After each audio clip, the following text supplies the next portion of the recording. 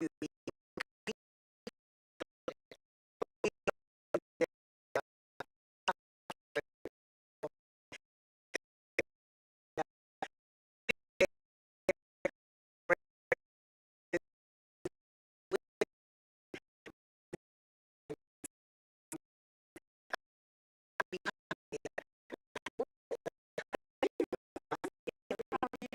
am very good. All this, uh, actually, I feel like today might be the coldest day So far. so far. Yeah. But we're Oh, protected from the wind and the yeah, rain. unfortunately, we better not keep talking about how we're protected, No. because the rest of the folks are outside under a tent, and I see all kinds of raincoats and umbrellas and so forth.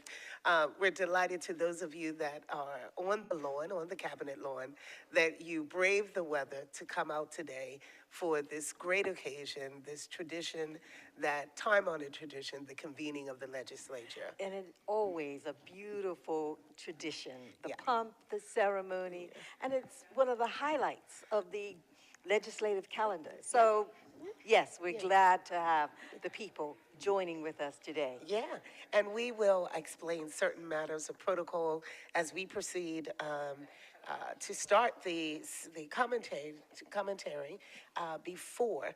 All the members should be at the Senate. The members are in the Senate chambers. They're right across the hall from us, and they are assembled. All the members of the House of Assembly have assembled, and the procedures will begin. We'll explain some matters of protocol. Yes, we will. Start Yes, off with we will. you, Heather. Sometimes the members of the Senate are also referred to as the upper house, and the members of the House of Assembly are also referred to as the lower house. And as you said, they're scheduled to come down to Cabinet grounds momentarily. They're gathered in their respective chambers. The House of Assembly is gathered at Veritas Place, and the Senate are gathered. The government is led by Bermuda's Premier, the Honorable David E. Burt, JP, MP, and the opposition is led by Mr. Jerian Richardson of the One Bermuda Alliance. Folks will have a chance to witness history, as you pointed out, Tina, and tradition that have been interwoven into our Constitution, our island. And as the ceremony unfolds, we'll explain some of the landmarks that bear witness to Bermuda's political evolution and development. And we will attempt to interweave aspects of Bermuda's political development as we commentate on this very formal occasion. As most people know, Bermuda has progressed politically, and now we're a self-governing territory with control over most of our internal affairs. We've reached the position primarily as a result of the constitutional order that was established in 1968. We will share with you the significant changes resulting from that document. The constitutional order by which Bermuda is governed sets out the composition of the legislature. It states that the legislature of Bermuda, and I quote from that document, shall consist of Her Majesty, a Senate, and a House of Assembly. And as I already indicated, the Senate is also referred to as the upper house, and the members of the House of Assembly are also referred to as the lower house. Yep. The convening or the coming together of those elected and appointed to discuss and deliberate on matters on behalf of the welfare of the people can be traced back to Bermuda's earliest beginnings.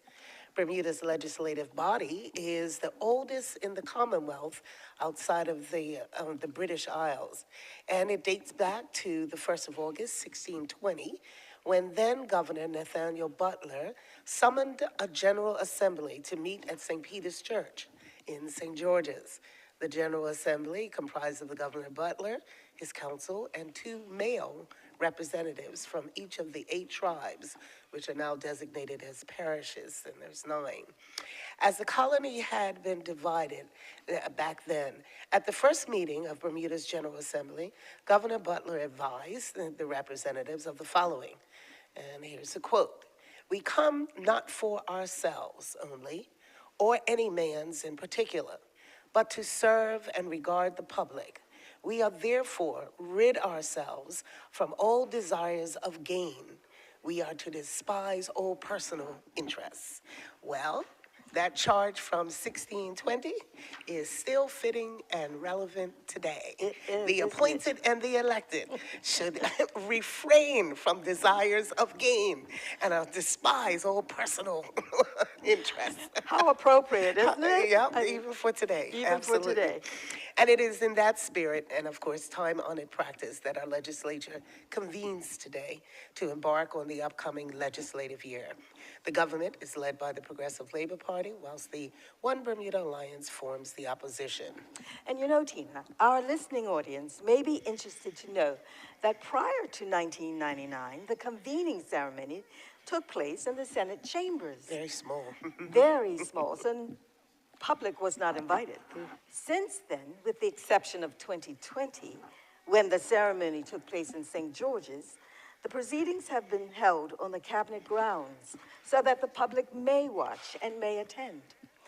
This change was introduced by the Progressive Labor Party. Many of you may recall that in 2020, the convening of Bermuda's legislature took place in our lovely and historic town of St. George, also a World Heritage Site, because in 2020, Bermuda was celebrating the 400th anniversary of the first meeting of Bermuda's General Assembly. And in 1620, that body had met in St. George's, St. Peter's Church, to be more specific. Our House of Assembly is actually, as we said before, the lower house of the legislatures. Members are elected, and I see some members, some former members. I think I saw Mr. Lister. I'm looking on my, yes, I do believe so. Some former members, they're elected during the general election to this august body. The most recent general election occurred in October of 2020, when the Progressive Labor Party, led by Bermuda's youngest premier, then the Honorable E. David Burt, was returned to power, having won 30 of the 36 seats. Thus, the current government is led by the Progressive Labor Party. Now, earlier, we drew reference to Bermuda's political evolution, which is attributable to, in a large part, to the constitutional order introduced in the historic constitutional order introduced in 1968. We should also point out that there were key figures who, without fear, challenged the status quo. For example, the evolution of the franchise is the result of persons who questioned and challenged the status quo of the time and sought to make Bermuda a more just and inclusive society. We're talking 1968. Okay. Yes, and there was a group, the Women's Suffrage Society. They were part of challenging the status quo at the time. That would have been earlier, though. That right, would yeah, have been yeah, earlier. yeah. That would have been earlier. So the right to vote has not always been afforded to all Bermudians 18 years of age and older, and we sometimes assume that that's the case. This democratic right has come as a result of the resilience, the persistence, and challenge by certain people who would not accept the status quo from the 1600s. And so, because back then in 1789, only males who owned land, and the land had to be valued at 24 pounds, were eligible to vote. Political candidates had to own land valued at 120 pounds. This had the effect of excluding many from the political process, rendering many people voiceless. Property-owning women finally won the right to vote in 1944. This was a direct result of the actions and persistence of the Bermuda Women's Suffragette Society, an organization that was first formed in 1923. Do you know that one of our national heroes, Gladys Mizik Morrell, Yes. she was a part of that movement, pushing for women to have the right to vote. But I should point out that the property requirements had the effect still of disenfranchising the majority of the black people. You know, it's noteworthy that after emancipation, which did occur in 1833, the land requirements were raised significantly, such that only males who owned land worth 60 pounds or more were eligible to vote. And to be a political candidate, a male had to own property valued at 240 pounds. This, therefore, excluded still many from voting or running as a candidate in any elections. This state of affairs did not change until the middle of the 20th century. Yes, and I see Black Rod has taken up his position.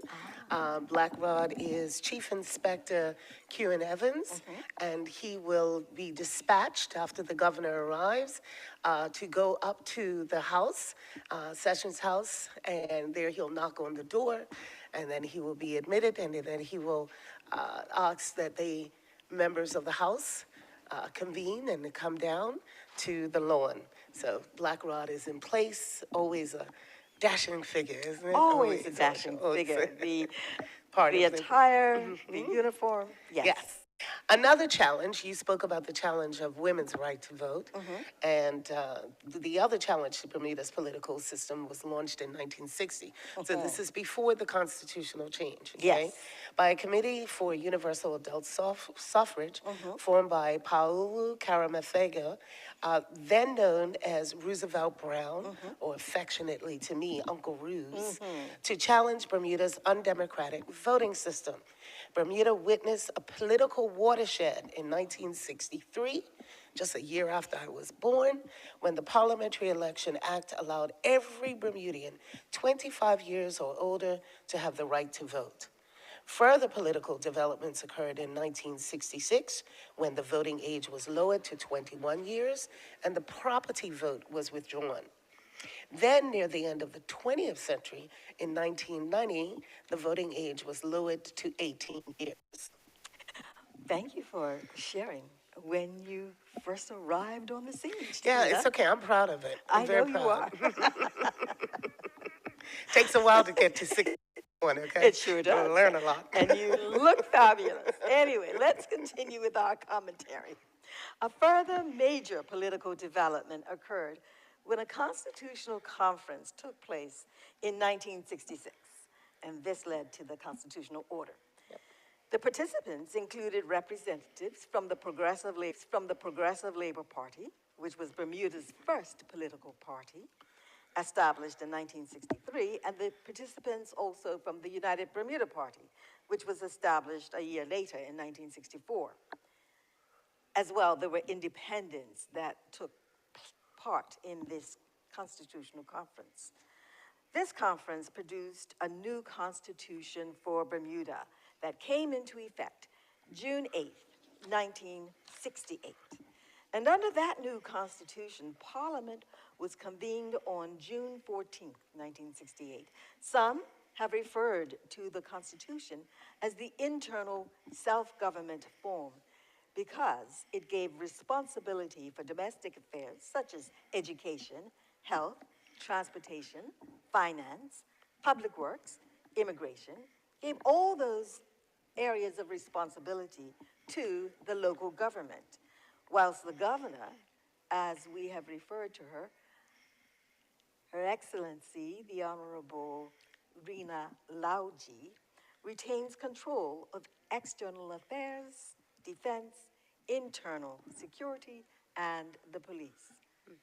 I may pause here, Tina. I see that the permanent secretaries have just walked in. They've been led in by the new head of the public service, Mrs. Sherry Witter. Welcome. As a result of the constitutional order, and I was just looking to see if Black Rod was dispatched yet, but no, he hasn't been. As a result of the constitutional order held at the board camp in 1979, now this is 1979. This is a different meeting, yes. Yeah. The designations of the Executive Council and the Legislature Council changed to Cabinet and Senate respectively. The Constitutional Conference that took place in 1979 also brought about other changes. It provided that elected members of parliament were now referred to as MPs, an abbreviation for members of parliament. Previously, they were referred to as members of the colonial parliament, MCPs. And then the change charge became, the executive council became the cabinet, thus continuing the evolution of the parliament. And I see the arrival of the justices. Always great to see. They look splendid in their robes. Mrs. Shade Subert Williams, Mrs. Stoneham. Behind those two ladies is Mr. Larry Mussenden. Queenie Justice Shade Subir Williams, Queenie Justice Nicole Stoneham, Queenie Justice Larry Mussenden as well, and the members of the magistrates as well. We're delighted to have the justices here with us. At Her Excellency, when Her Excellency, Mrs. Rena Langley, Mrs. Rena Lalgie. Lalgie. Her I went to- Excellency the You Governor. know, I went back to one of the older previous governors, Yes, Langley. I know. did. I just did that. Slipped That's that. okay. That was a slip. We apologize for When that she slip. arrives at the cabinet on the southwest gate, we're going to ask for everyone to stand at the arrival of Her Excellency the Governor, and remain standing while the national anthem is played. Her Excellency the Governor will come from the landau. She will go to the front steps of the cabinet office. She'll be met by the commanding officer of the Royal Bermuda Regiment. And as the motorcade moves off, the national anthem is played. So we're asking everyone to please stand for the arrival of the governor. Following that, two members of the House of Assembly, Ms. Susan Jackson and Mr. Christopher Famous, will deliver a message to the member of Her Excellency the Governor's staff at the Reed Street entrance of the Cabinet Building, and return to the House of Assembly at Veritas Place with a message from Her Excellency the Governor. Her Excellency the Governor will then dispatch Black Rod, Chief Inspector Kewen Evans, and he will summon the House of Assembly to the Cabinet office, and that is what will be taking place within the next few minutes once she arrives as well. And while we wait for the arrival of Her Excellency the Governor, our listening audience may find it interesting to know just a little bit about some aspects of parliamentary etiquette. For example, there's a parliamentary rule that states that, and I quote, "It should be out of order for members of parliament to use offensive and insulting language about other members of parliament, or language that is in bad taste and brings the House into disrepute." There is another rule as well which stipulates no member shall be referred to by name only. The standard practice is to refer to the members as the honorable member from and name the constituency. And people may wonder, Tina, who ensures that these rules are followed? That is the responsibility of the Speaker of the House of Assembly and the President of the Senate. Yeah. And as you mentioned, the President of the Senate, I'd like to highlight a few differences between the President of the Senate and that of the Speaker of the House of Assembly. Namely, the President of the Senate is recruited from amongst the ranks of the independent senators, and the President of the Senate may also participate in debates and has the right to an original vote. That is to say that the President gets to vote immediately on any matter that is being discussed in the Senate, rather than only voting in the event of a tie. Whereas the Speaker of the House of Assembly is not entitled to participate in debates in the House of Assembly and can only cast a vote in the event of a tie. The underlying principle here is that the Speaker's casting votes should be used in such a way to permit further discussion on the issue on which a vote has been taken. That is interesting. And Speaking of the House. speaking of the House and the Yeah. Speaker, there was a time that we thought that the Speaker of the House came from the ruling party. Yes. But the Speaker of the House is chosen by the ruling party, but it can come from either the opposition or the ruling party. That distinction was clarified Not for too- us not too long ago. Yeah. And it actually happened It several did. years ago, Can a you couple of years ago. Can you tell us Yeah, I what do that believe was? so. Yes. I can't remember the years, but I do believe it was, the speaker came from the ranks, the ruling party was the One Bermuda Alliance, and the speaker came from the ranks of the Progressive Labor Party. Yes. Yes, so that was just several years ago, not too long ago. As we said before, we are awaiting the arrival. Oh, we having the members of the, The members of the Senate are Senate. now about to come out of Cabinet Building. so they have been meeting upstairs. Members of the Senate, the independent senators, Senator John White, Senator Kieran Bell,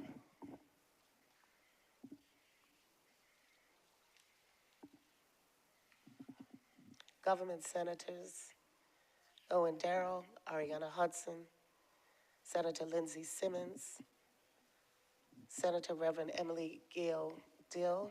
I don't believe she's here today. but- No, I do believe she's absent today, but Senator Leslie Robinson as well.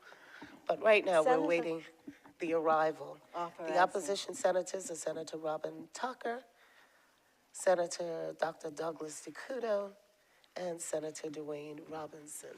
We should point out that Senator Leslie Clark Robinson is the newest member of the Senate.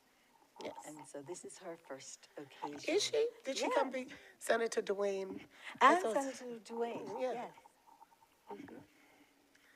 Are there- Did you say that Senator Robin Tucker is now the opposition leader in the Senate? Government leader for Government leader. No, opposition leader. Opposition sorry. leader, yeah. The government leader for the Senate is Senator Owen Darrell, Darrell. the Honorable Owen Darrell. Yes, he's also the Minister for Culture and Sport. So the senators are taking their seats, and And here, the arrival of Her Excellency the Governor, Rena Lalgie.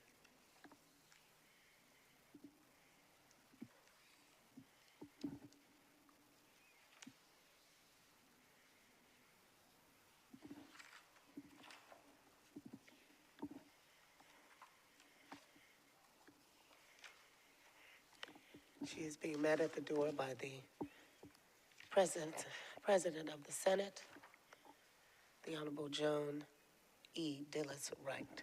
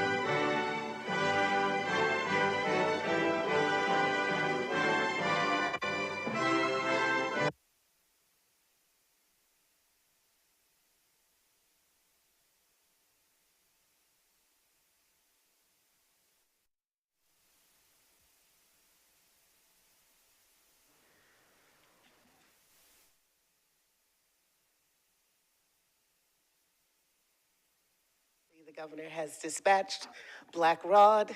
She's dispatched him and using the words, "Gentleman usher of the Black Rod, I command you to inform the Speaker of the House of Assembly that I request the presence of his honorable house forthwith." Yes. So he will go up and tap on the door Door. and express the sentiments of the governor, the requests of the governor, and Her Excellency will then retire to the Cabinet Building. And you, of course, may all be seated. The commanding officer will then bring the President of the Senate out to the Cabinet Office lawn, and followed by Her Excellency. Once the acknowledges Her Excellency, will then, the members of the House of Assembly will assemble on the Cabinet lawn. So Black Rod has been dispatched. And again, we thank you all who braved the weather, those of you that came, that were invited to come on this, the convening of the legislature. We are delighted that you are here, and pleased that you braved the Bermuda weather. And as we said, one of the coldest days in Bermuda thus So far. far, So far. Well, it is November, so. Yeah, it is. It's fun. Finally, Yes. a break in the heat. Yeah. Some interesting things to note this year. I Well, think, if I could just share a little bit about Her Excellency. Probably people know this already now because she's been with us for over a year. But she brings a wealth of knowledge and a breadth of experience, having worked in various UK departments prior to being appointed as governor. Her Excellency had been the director at HM Treasury, where she was responsible for implementing and enforcing financial sanctions. Her previous experience includes drug policy, public spending, regulatory policy, internal trade, economic growth, and national security. So those are a few things to share about our governor, Her Excellency. and there've been, as you mentioned, some changes in the Senate this year. Of course, pretty much the changes in the Senate, we recognize the Senator Leslie Robinson and Dwayne Robinson as well. But just out of an interesting note, I always find this interesting, the House of Assembly. There are some family connections associated that we always like to bring this up. I do. To our listening and viewing audience. There have been uncles and nephews who sat in the House of Assembly at the same time or have followed each other. There have been many cousins who, as the deputy speaker of the House would say, cousin. Cousin. He claims everybody It's as a his cousin. cousin. There have been many cousins who have sat in the House either on the same side of the House or on the opposite sides of the House. And there was also a father and daughter who sat in the House Assembly at the same time. Yeah, very interesting dynamics. And currently, there's a father and son who sit in the House of Assembly. It could be said that family dynamics, politics, runs in the blood. It runs in the blood. So now everyone's trying to figure out the father and the son. daughter, and the father and and the the son. son. It's easy. It's Just easy. think That's a about it. quiz for them, and they'll come up with the right easy. answer. It's also worth a notice mentioning here that the presence of a third party is not new to our democracy. We did have one back in the 1960s, and then again in the 80s, and then again in the 90s, and then again in the early 2000s. So some people have going on to try to, and then several independents. Several independents. And there, go ahead. But also, Tina, there have been several members who've crossed the floor, crossed the political floor, and have either sat as independents or have chosen to join the other party. Yeah. And let's share the firsts that we know about. Ernest de Cudo was the first Speaker of the House who was of Portuguese descent. Hilda Aiken and Adna Watson were the first women to win seats in the House of Assembly. That victory was achieved in the general election, of 1948. The late Gloria McPhee was the first woman to be appointed as a cabinet position as a minister. And there have been 3 outstanding women who've served in the position of premier.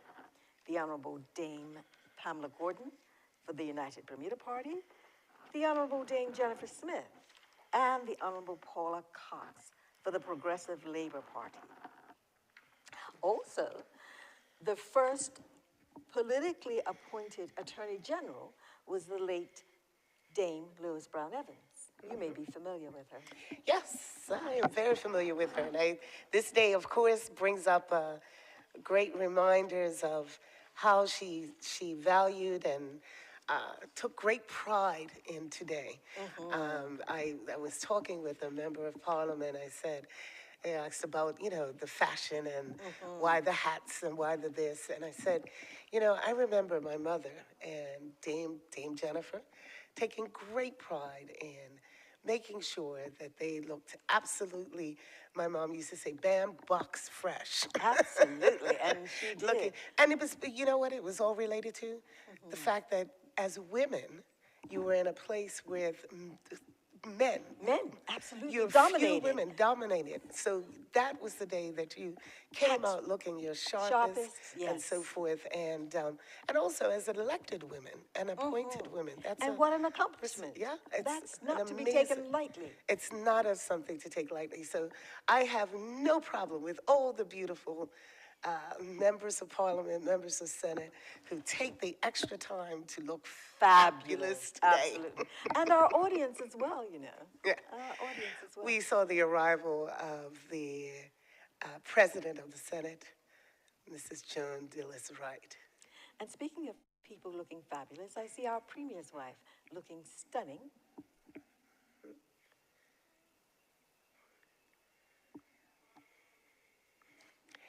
And at this point, I'm looking to see if they've left the house, if there's no constitutional crisis?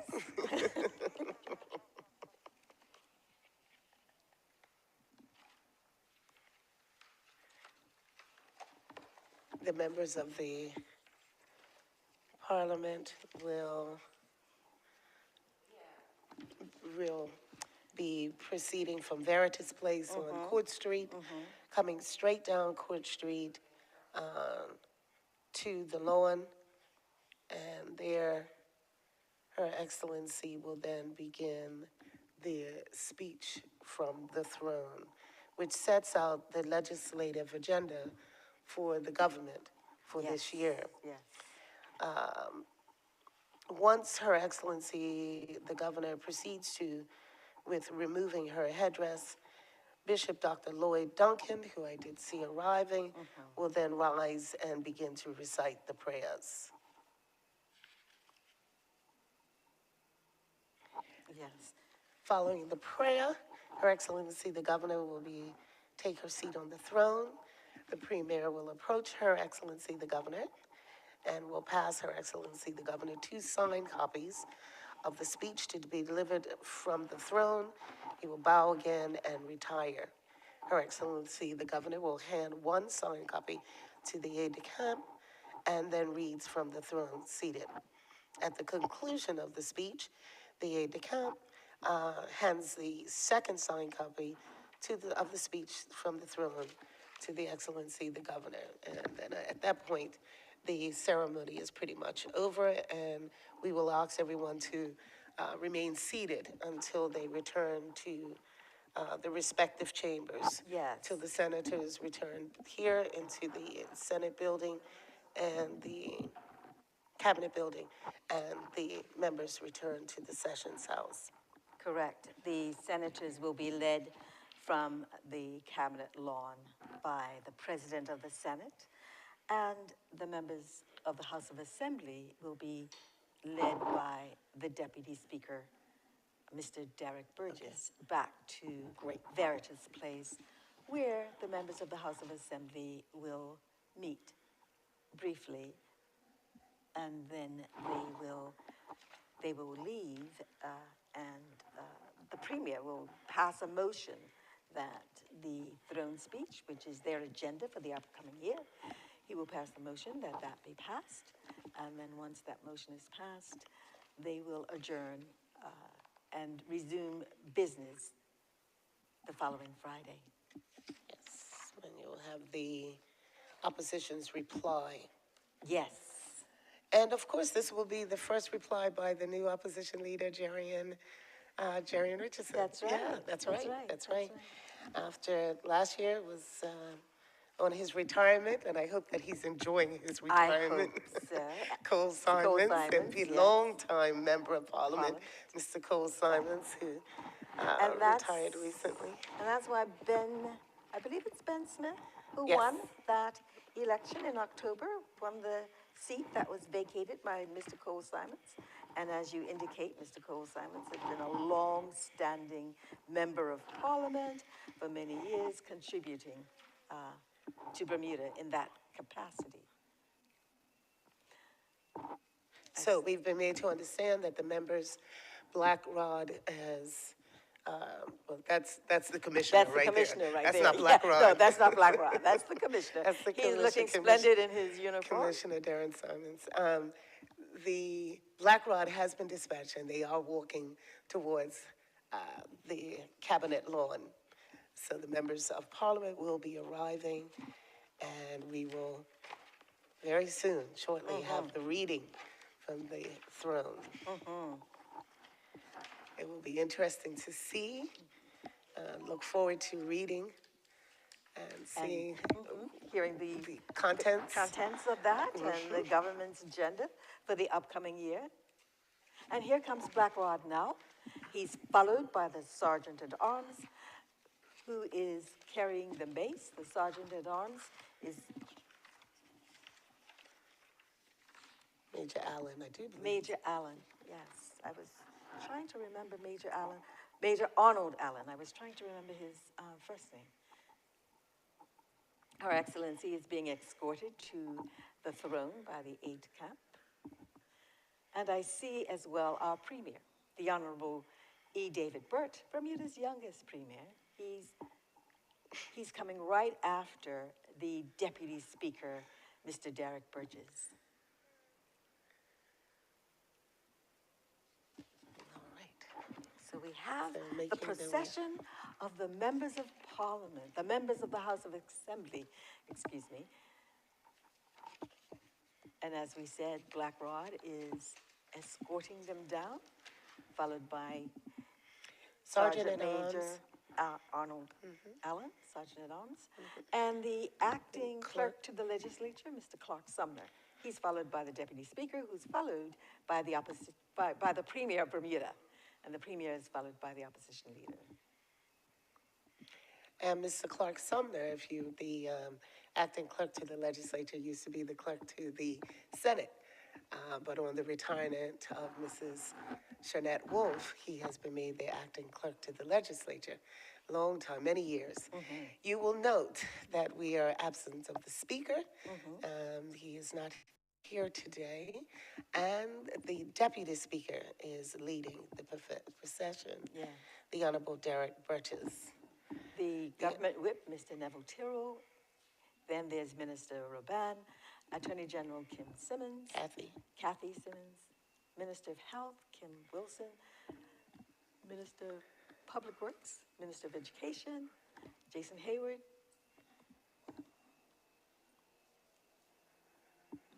Minister of National Security as well. We saw Mr. Michael Weeks. We did also see the opposition leader. He was there as well. The Honorable Jerry and Richardson as well. And other MPs such as Levita Fogo. Levita Fogo, The Honorable. Mr. Christopher Famous, Mr. Simmons, Mr. Lister III, Mr. Curtis Dickinson, Jace Adams, Mr. Anthony Richardson, the Honorable Opposition, Mr. Craig Cannonier, our youth parliamentarians.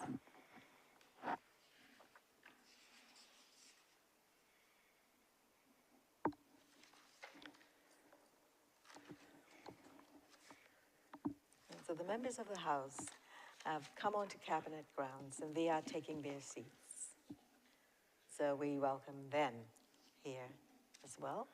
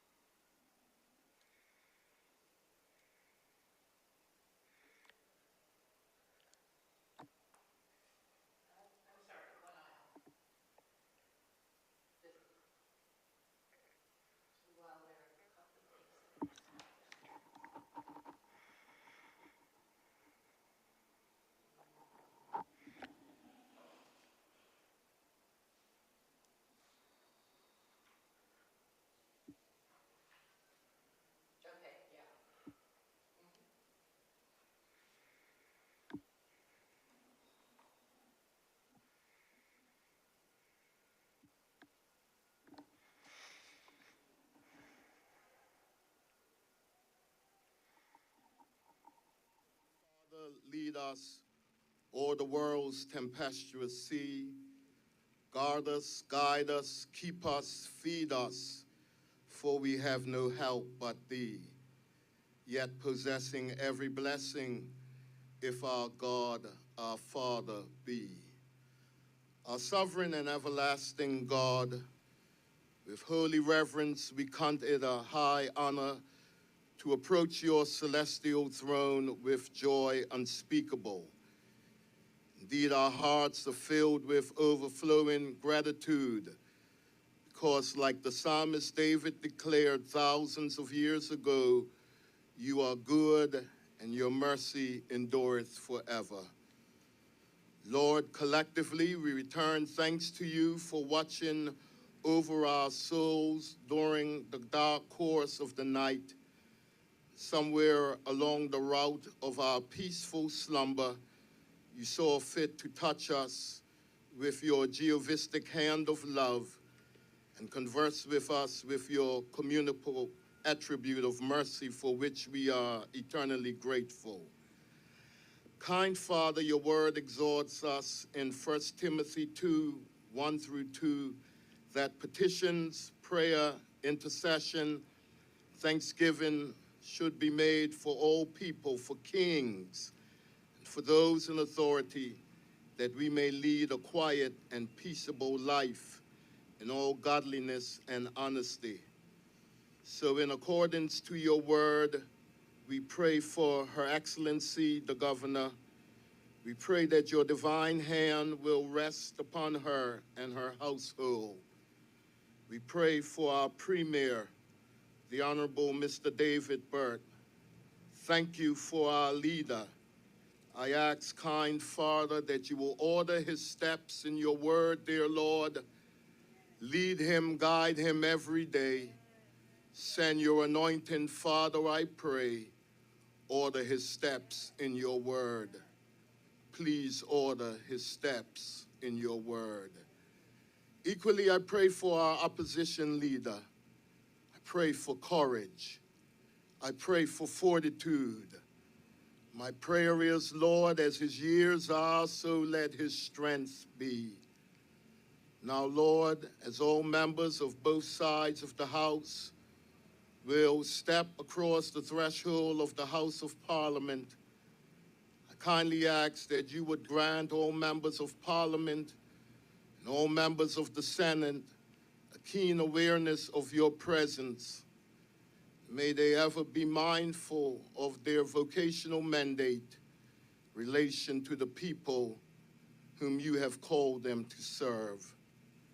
Finally, Lord, your word reminds us that if my people who are called by my name humble themselves and pray, seek your face and turn from their sinful ways, then will I hear from heaven, then will I heal the land. Lord, our nation needs a divine visitation from heaven. Visit us. Many, God, living in our country are hurting. Heal us. Now, Lord, I close this prayer by giving you all honor, glory, and praise. It's in Jesus' name we pray. And every heart said, amen.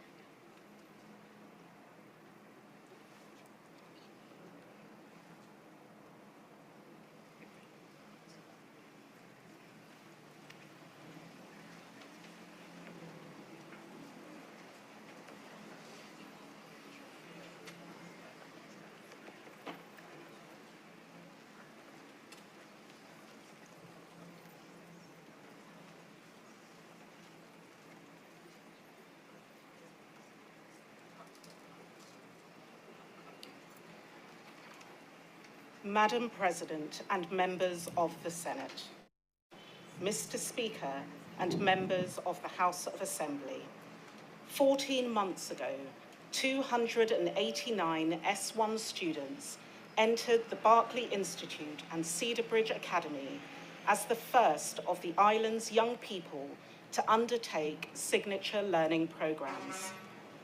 This education reform milestone was achieved after almost 3 years of work. This school year of 2023 began with students of Francis Patton and Purvis primary schools entering the first parish primary schools, fulfilling the government's promise to make education more equitable, with high-quality education accessible to all young people. It takes time to deliver and get right, but the government maintains that education reform is vital for the growth and development of our community. Education is the foundation of any society's success. In this session, the government will continue the work of education reform through the establishment of the transition teams for the next 2 parish primary schools, earmarked for Elliott Primary and Harrington Sound Primary, and the next signature programme in hospitality and tourism and education services, earmarked for Sandys Secondary Middle School. The Legislature will be invited to consider the promised bill to establish an education authority. Madam President and members of the Senate, Mr. Speaker and members of the House of Assembly, in his 2023 annual report, the former Chief Medical Officer addressed health inequalities in Bermuda, with reference to the 4 major risk factors common to the leading chronic diseases, namely tobacco use, excessive alcohol use, poor nutrition, and physical inactivity. Dr. Iola Oyinloye says, in Bermuda, there is a lack of robust population-wide data that links the prevalence of these risk factors with socio-economic data. There is evidently a requirement for further evidence-based policies to address these risk factors, particularly for the most deprived who are likely to be at greatest risk. The Ministry of Health will undertake the STEPS 2024 Population Health Survey to provide that evidence and establish public health priorities, tackling the trends and magnitude of these risk factors, and leading the fight to prevent chronic, non-communicable diseases. In this session, the Legislature will consider the promised bill to support data collection to control medical co-pays.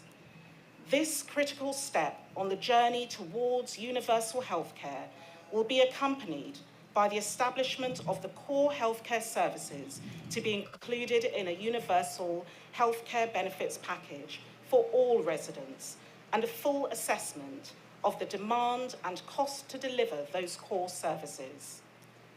Access to essential quality health services without suffering financial hardship is key to ensuring improved preventative care. Dr. Oyinloye again sets the stage for where we find ourselves as a society. Socioeconomic disparities are driving unequal social determinants for health, particularly for the most vulnerable groups in society. Whilst the current healthcare system is exacerbating these inequalities, those with the greatest health need appear to have the least access to the healthcare system. Later in his report, Dr. Oyinloye describes the imperative of the moment in healthcare. Bermuda now stands at a crossroads with enormous opportunities for tackling health inequalities. COVID-19 has identified Bermuda's vulnerabilities. The Bermuda Health Strategy 2022 to 2027 and Universal Health Coverage Programme present a chance for Bermuda to reform its healthcare system to become fairer, more effective, and better value for money for all who live in Bermuda. The opportunity is ours to grasp to ensure Bermuda can achieve healthy people in healthy communities. A sad remnant of the pandemic has been the delay in the certification of death of those who succumbed during that period. This has extended to other instances of death, such that families cannot settle their loved ones' affairs in circumstances where a doctor or GP is not prepared to certify the cause of death. To assist these families and others who may suffer such losses, the government will amend the Registration, Births and Deaths Act 1949 to revise and modernise the Form E death certificate and, in appropriate circumstances, make provision for a short form death certificate which will allow for urgent estate matters to be settled. Madam President and members of the Senate, Mr. Speaker and members of the House of Assembly, amid all that challenges our community, artists and creatives continue to be inspired and contribute to the tapestry of life. Following the launch of the Cultural Heritage Policy for Bermuda, and as part of the consultation in which the Ministry of Youth, Culture and Sport has engaged, the concept of makerspaces has been advanced and is to be embraced by the government as an effective means by which to provide collaborative workspaces within existing buildings. These spaces will incorporate technology and tools to enable artists and creatives to hone their crafts, and will extend to musicians and actors, filmmakers and other visual artists. Unused government buildings can provide the venue for new artistic offerings and the encouragement of artists of all ages. Madam President and members of the Senate, Mr. Speaker and members of the House of Assembly, in March this year, Bermuda's first independent living programme was opened. This facility provides the opportunity for a maximum of 2 years of life skills, peer support and educational planning for those who have aged out of the care of the Director of Child and Family Services on turning 18. To build on the success of this initiative, the Ministry of Social Development and Seniors will extend the services provided to those young people starting at age 17, who, whilst remaining in the care of the Director, will also now benefit from the life skills preparation in this transitional stage where they begin to assume the responsibilities of independent living. In keeping with the promise made in last year's speech from the throne, the Ministry established a multi-risk assessment conference model to address the myriad of issues arising from domestic abuse and family violence. The UK agency Safe Lives provided an invaluable review of the local services identifying key priorities. The Ministry of Social Development and Seniors will now develop a 5-year strategic plan to combat domestic abuse, mitigate against its familial and societal impacts, and provide the safety of children and families experiencing this trauma. During this session, the Legislature will consider amendments to the Adoption of Children Act 2006 to make provisions for greater safeguards against abuses of adoption processes that result in outcomes not in the best interests of children. The Act and the Adoption of Children Regulations 2013 will also be amended to reform the processes by which Bermudians adopt children from overseas, making it less complicated, less frustrating, and less expensive, but always in the best interest of the child.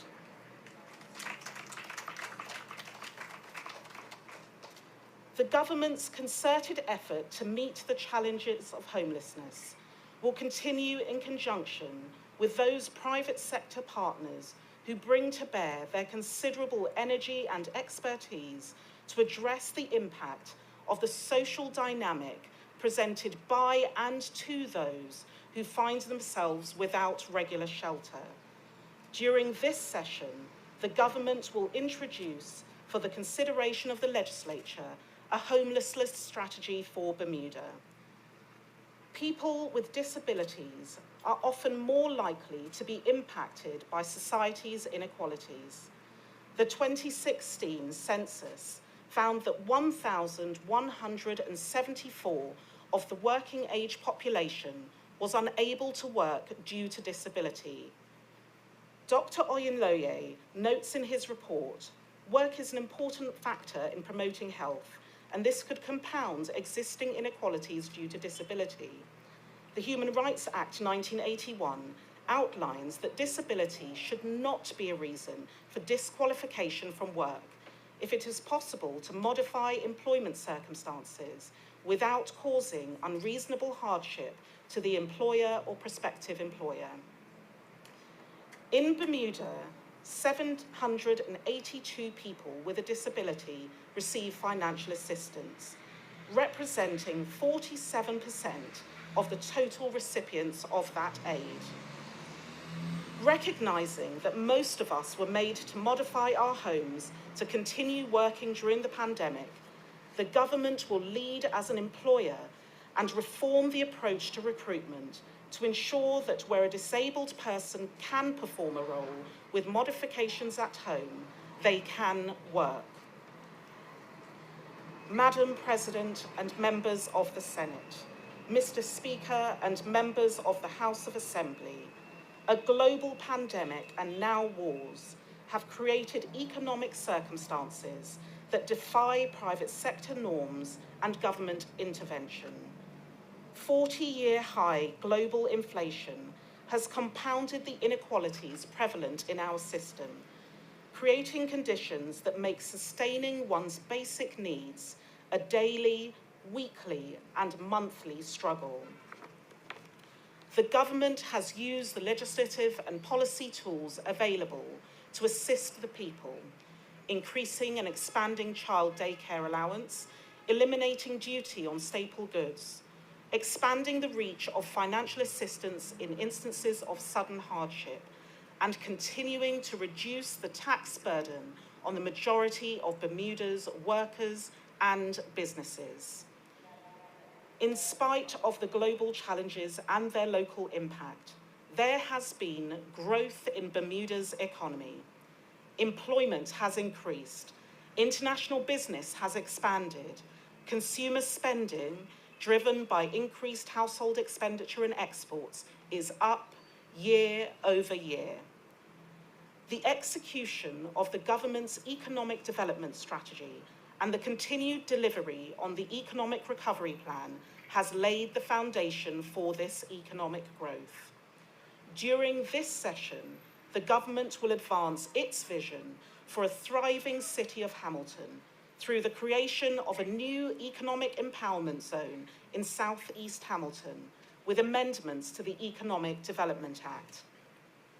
Madam President and members of the Senate, Mr. Speaker and members of the House of Assembly, the Ministry of Economy and Labour's position paper addressing the challenge of an ageing population and driving economic growth by increasing the working population crystallises the challenge that is shared by several small islands and even larger countries. Shrinking and ageing populations will not be able to support future economies. In this session, the Legislature will consider amendments to the Bermuda Immigration and Protection Act 1956 to enact those measures recommended in the Economic Development Strategy. The government will also provide benefits to businesses that retain able-bodied, capable workers beyond age 65. These changes will retain the workforce we have, while other efforts are committed to growing the island's economy, creating more jobs that support an increased working population. Additionally, To ensure that Bermuda's immigration laws are enforced, the Joint Task Force on Immigration Compliance will be renewed as a partnership between the Ministries of Economy and Labour and National Security. Madam President and members of the Senate, Mr. Speaker and members of the House of Assembly, the Bermuda Business Development Agency has operated as a marketing agency and concierge for new business for some years and has a record of promoting the best that Bermuda has to offer the global community. The competition for foreign direct investment is evidenced by the number of jurisdictions creating agencies with such a goal as their single remit. Driven by the board of the BDA and endorsed by the Ministry of Economy and Labour, the organisation will pivot now from a marketing development agency towards an investment promotion agency or IPA. The transition will commence in earnest with a view to its completion to coincide with the new fiscal year 2024-25. Madam President and members of the Senate, Mr. Speaker and members of the House of Assembly, tax reform has figured prominently in the work undertaken by the Ministry of Finance. During the last session, in line with the recommendations from the Fiscal Responsibility Panel, Bermuda's payroll tax system was made more progressive, resulting in the reduction of payroll taxes for workers to the lowest level in over 30 years.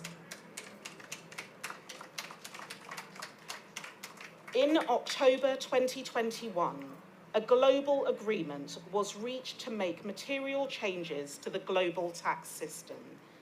It was agreed that a minimum tax would be imposed on the large multilateral enterprises with over 700 million euros of global revenue. Almost 150 countries agreed a framework that would subject such entities to a minimum 15% effective tax rate applied to the profits in every jurisdiction in which they have a corporate footprint. After 2 successful rounds of consultation with the public and particularly with affected industry stakeholders, during this session, the Legislature will be invited to consider a historic corporate income tax bill to implement the Global Minimum Tax Agreement in Bermuda. Following passage of the Principal Act, further amendments to the new global minimum tax regime will incorporate specific qualified refundable tax credits to provide incentives for investment into Bermuda's economy from companies who will be subject to the new global minimum tax. These tax credits will provide incentives for international companies in Bermuda to invest in projects that will boost our economy and infrastructure.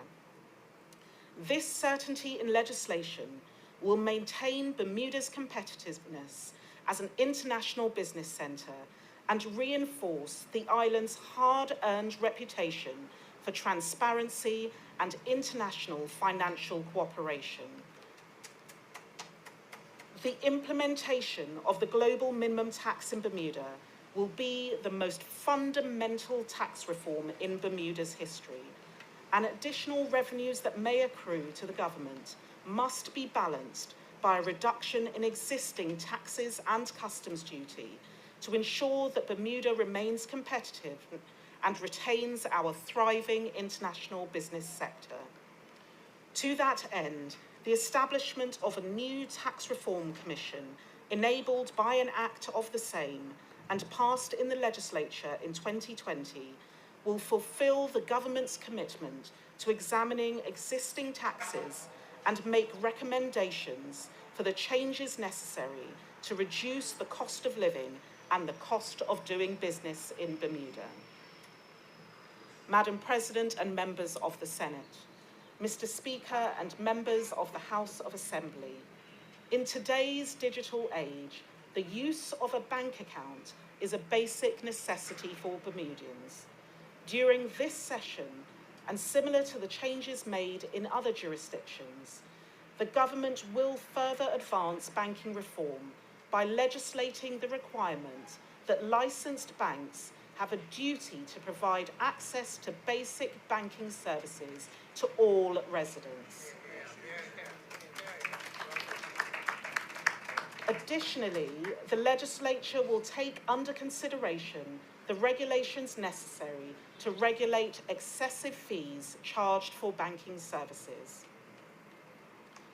Madam President and members of the Senate, Mr. Speaker and members of the House of Assembly, RegTech is the application of emerging technology to improve the way business manage regulatory compliance, monitoring and reporting.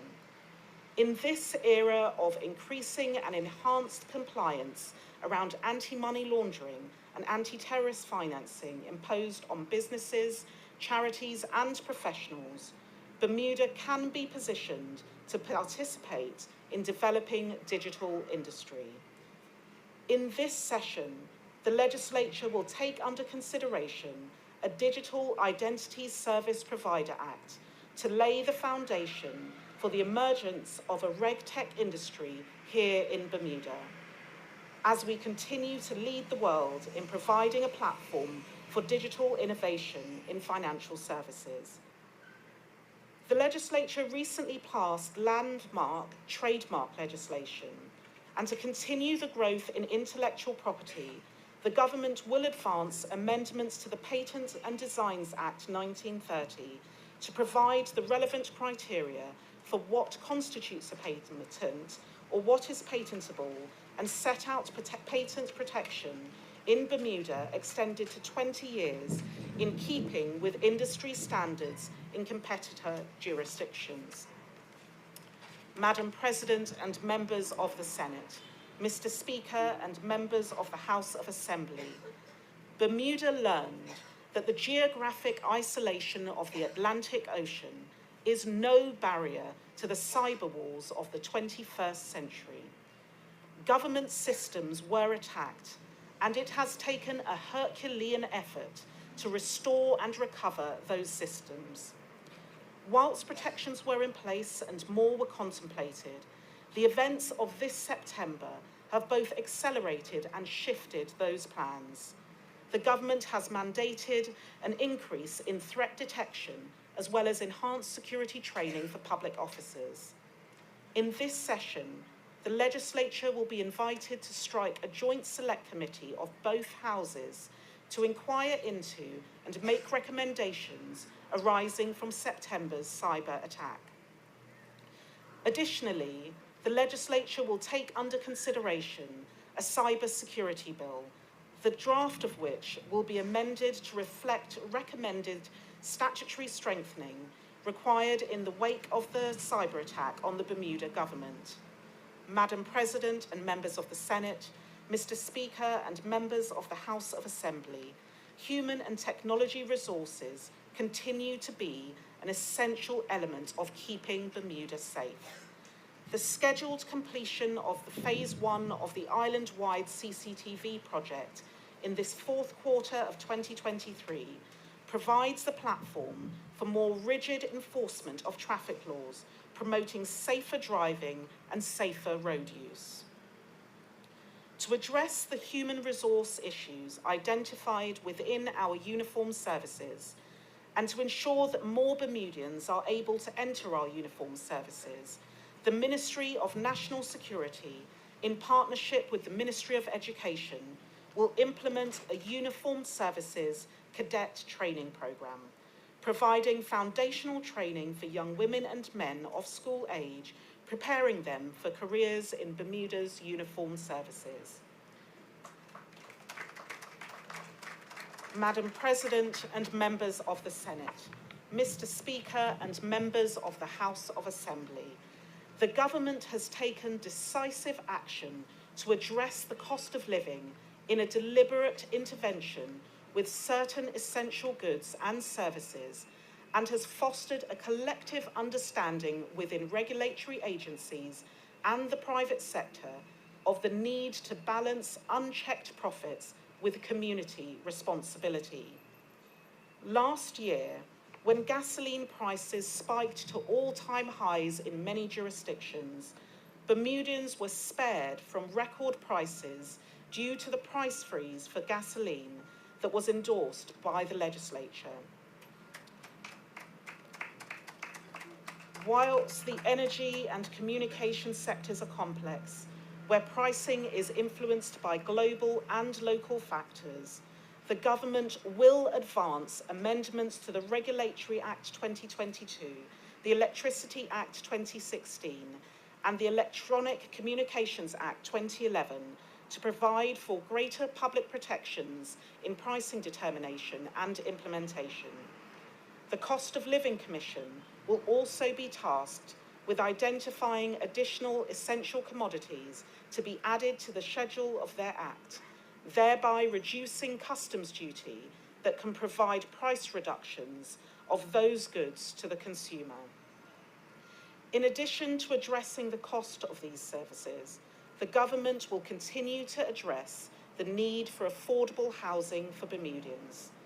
The ebbs and flows of the market do not take account of those who need help to start the journey to home ownership or to maintain a stable living environment for themselves and their families.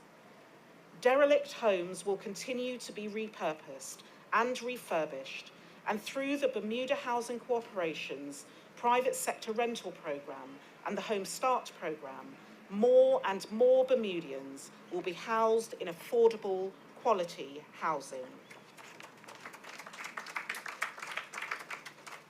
49 applicants have been approved for mortgages under the government's mortgage guarantee program with a local bank, adding to the growing number of Bermudians securing homes for the first time with the assistance of the government of Bermuda. Concurrently with this ongoing initiative, the government continues to work with cooperating local banks to reduce mortgage rates for all Bermudian families. Madam President and members of the Senate, Mr. Speaker and members of the House of Assembly, the promise of digital fare media for public transport has been too long deferred. A reduced reliance on cash payments and the introduction of convenient digital payment methods will allow our public transport interface to match our tourism marketing as a luxury destination. The procurement process is complete, and during this session, the Legislature will be invited to consider amendments to the Government Omnibus Fares Regulation 1952 to implement this initiative. As part of a wider discussion on the harmonisation of public service vehicle licensing, the government will address long-standing grievances of various public service vehicle sectors and will usher in a more equitable approach to permitting, licensing and operation, with the goal of ensuring that our residents and visitors have access to transportation services that they expect in 2023, and providing Bermuda's taxi operators their first fare increase in nearly a decade.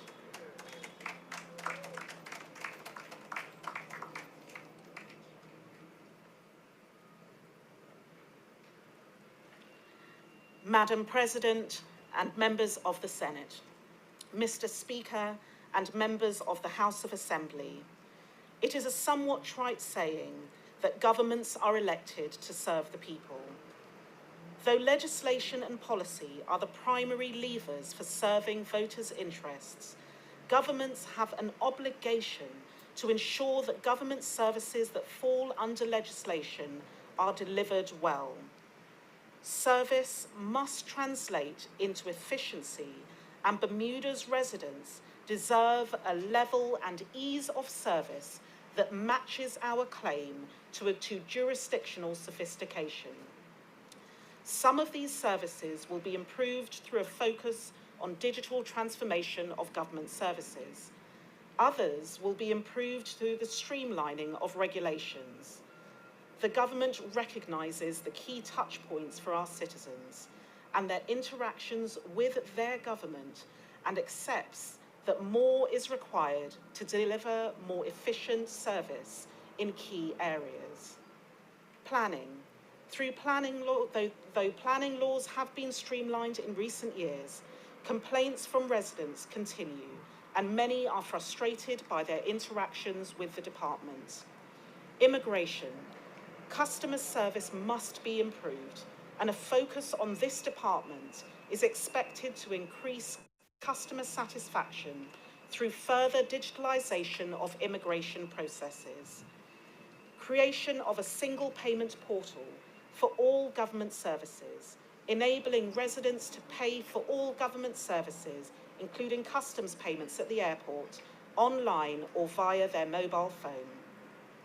Establishment of one-stop shops for registration, permitting and licensing, which will reduce multiple trips to different government departments.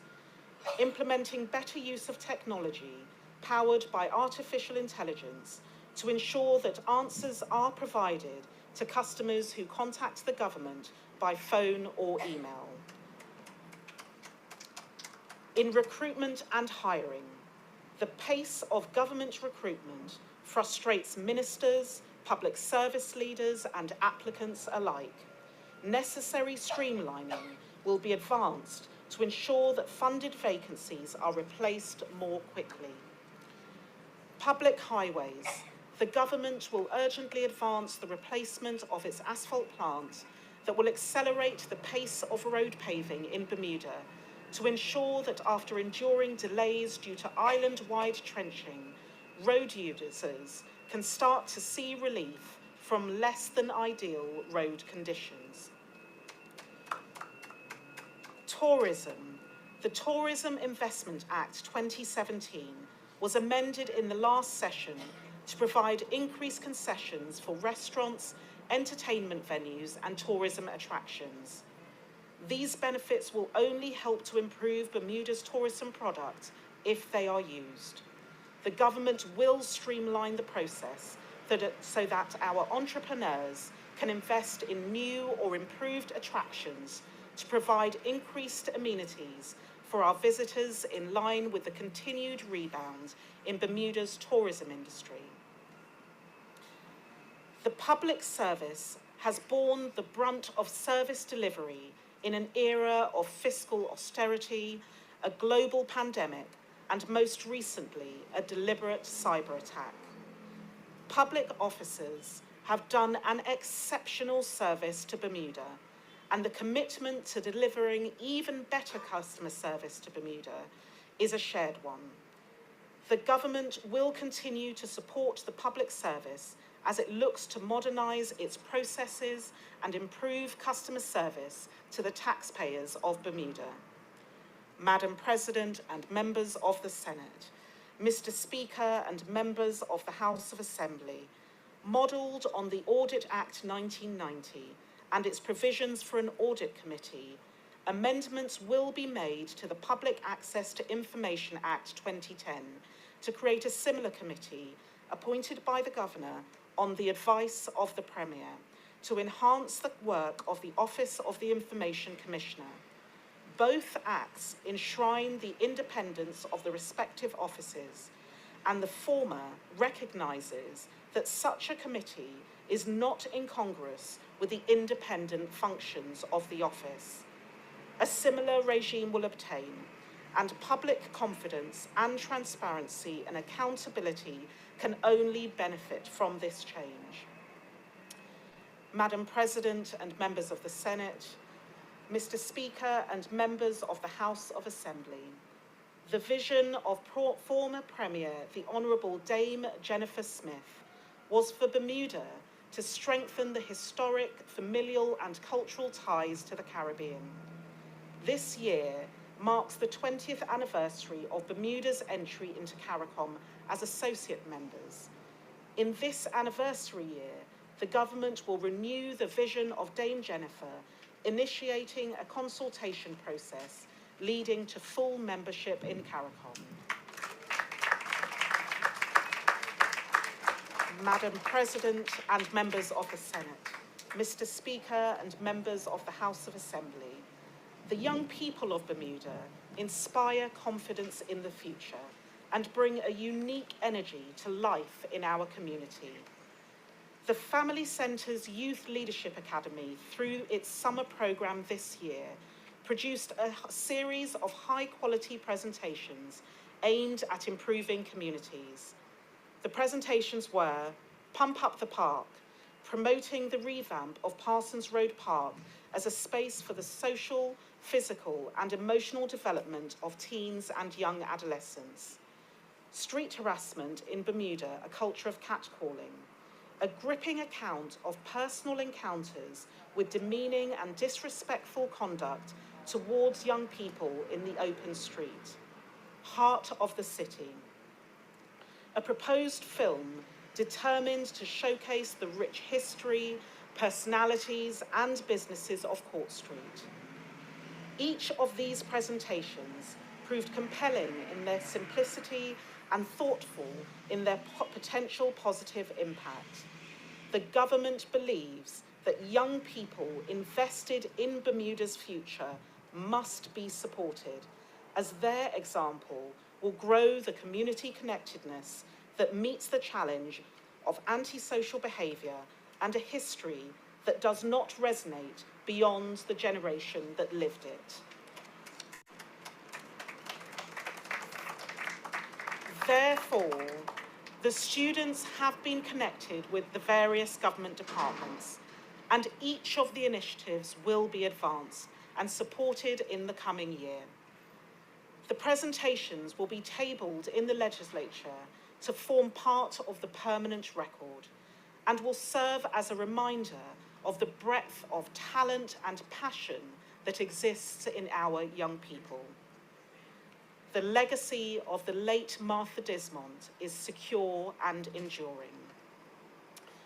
Madam President and members of the Senate, Mr. Speaker and members of the House of Assembly, in addition to the bills mentioned before, in this session, the Legislature will be invited to consider the following bills: Bermuda Health Council Amendment Bill, Clean Air Amendment Bill, Companies Amendment Bill, Customs Miscellaneous Amendment Bill, Insurance Amendment Bill, Investments Funds Amendment Bill, Landlord and Talent Amendment Bill, Landlord and Tenant Amendment Bill, Motor Taxi and Regulations Amendment Bill, Parliament Amendment Bill, Quango's Amalgamation Bill, Trusts Amendment Bill, Water Resources Amendment Bill, Anti-Doping in Sport Bill. Madam President and members of the Senate, Mr. Speaker and members of the House of Assembly, this year has been one of transition. Bermuda has bid farewell to seasoned stalwarts on both sides of the aisle. They range from strong black men who stood in defiance of the status quo at a time when to do so was personally and economically perilous. They include a man who made Bermuda his home and who offered himself in service to the people as a means of giving back to the island that no doubt gave him much. And they include a woman of extreme dignity and grace, whose public service spanned from the classroom to the upper house. Each of them impacted this island, and as we gather here today, we are uplifted by their sacrifice and inspired by their example that no task is too great. Divisions cut deeper in small communities, and so it becomes even more important for us to centre ourselves on those things that will improve the lives of all the people. The government has met the challenge of leadership throughout this young century's most difficult days and remains committed to doing so as we go from strength to strength, recovering, restoring and growing. Madam President and members of the Senate, Mr. Speaker and members of the House of Assembly, Traditionally, at this point, the Governor is invited to add some words of their own. After a series of global events which have had an impact on our economy, society, and way of life over the last 3 years, we have frequently been reminded that Bermuda is not as isolated from the world as maps may suggest. We are fortunate not to be directly exposed to the horrors that we have witnessed in the Middle East in recent weeks, or in Ukraine in the last 19 months. The sense of growing global uncertainty is palpable and reinforces the importance of working together to encourage and nurture unity in our society.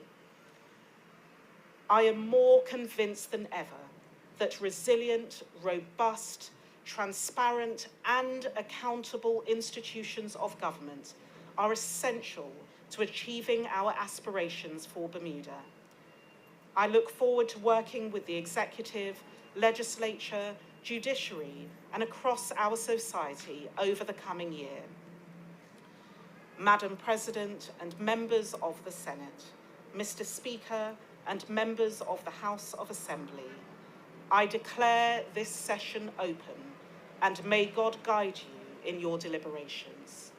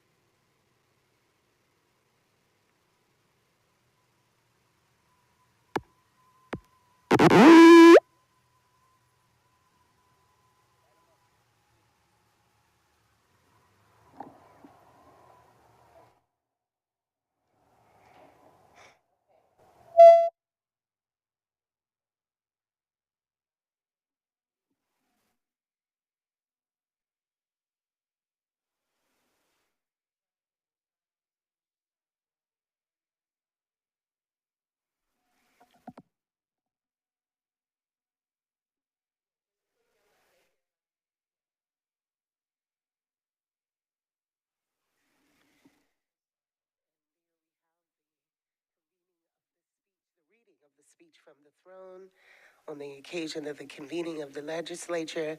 The government has entitled it Serving the People, and certainly big rounds of applause on many things that dealt with the socio issues on the island.